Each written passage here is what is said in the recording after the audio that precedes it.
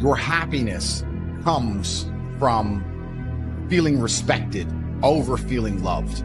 And the reason perhaps you're happy now is because you have more respect for yourself because of the decisions you're making. And you have self-respect. Yeah. And I think that a lot of men, even if they have self-respect, if nobody else respects them, they're struggling. I have no interest in being happy. I wake up and say, how can I be proud of myself? What can I achieve that makes me proud of myself? How can I do things that make other people respect me and are proud of me? How do I have a day which I complete when I come home? The woman who's in my house says, wow, there's no man like you. How do I live a life so my children look at me and go, Dad's a superhero? How do I make my mother call me and say, I couldn't possibly be more proud of you? I have duties to complete. I have to live the exact same life regardless of how I feel. So for me, happiness is not a good indicator on how life should be lived. But happiness to me is a super interesting concept, because when people come to me and say, I'm not happy, I say, why should you be happy? They're like, what do you mean? It's like, who told you you should be happy all the time without working for it? Happiness is at the top of a mountain somewhere. You ain't been anywhere. You haven't even climbed it. Nobody cares about men being happy. We talk about women being happy. We want children to be happy.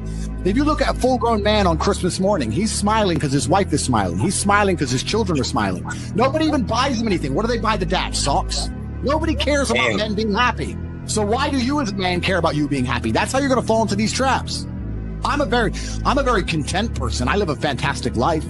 I'm not miserable or depressed. I'm not sad ever.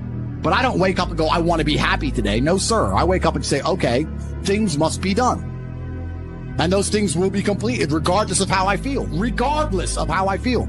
You can lock me in a dungeon for an unknown amount of time in Romania, and I will still complete as many push-ups as I can possibly do in the dark by myself. What else am I going to do? Sit there and be sad? Happy or sad? The push-ups must be done. It's called duty. It's called honor. It's called pride. So I'm asking you why you don't have them. You could be a genuine force for good in the world. And you know what's funny? The funniest thing, the most ironic thing about all of this is that if you don't prioritize happiness and you prioritize feeling proud of yourself, you end up happy by extension. I'm happy because I'm proud of myself because I have a fantastic life and mansions and supercars and money, most famous man in the world, thousands of love letters a week from beautiful women. Of course I'm happy, but I didn't ever choose to try and be happy. If I would have chosen to try and be happy, I would have never ended up happy. I don't want a woman to ever go through anything bad in her life. I think a man should go through it for her and protect her, because I think that's how she's her best self as a woman. But I think to be your best self as a man is the absolute opposite. And when someone emails me and says, this has happened to me, I'm like, good. No, what do you mean good? It's terrible.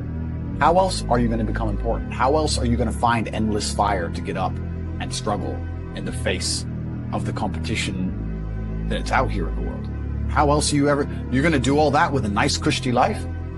If any man's honest with himself, think about the biggest transformative stages in your life. Think about the times you got the most work done. It was a bad part of your life.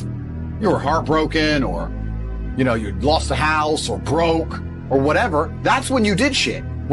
And then because of one thing you did, her innate and absolutely insane level of ungratefulness has turned her bitter, and she now talks to you like she hates you over one thing you've done after thousands of efforts showing how dedicated you are to her. And even now that you're prepared to die for her, she doesn't give a shit about you. I understand that pain. I refuse to accept that there are people out there who cannot become happy, contented individuals. I refuse to accept we live in a world where God has created people who, no matter how hard they work and how good their life becomes, can't be happy. I don't accept that. I accept that the universe is a very giving place and that God loves all of us. And if you try your best and you work hard, you can become a better person. The beauty of life as a man is to be great. So you have to sit here and ask yourself, do you want to be a happy loser that's insignificant? Nobody knows you exist. Women don't respect you. Men don't respect you. Nobody cares if you live or die, but you get to smile all the time. Or do you want to be one of the most important people on the planet with a little bit of stress? Alternatively, you can go out there into the world, try and implement your mark on the world, work hard, try to get rich, more money, more problems. You can try and start a business, the stress of that. You can lose your girlfriend because all you're doing is working. This is a new level of stress, a new level of trauma, but at least you'll be a somebody at the end of it.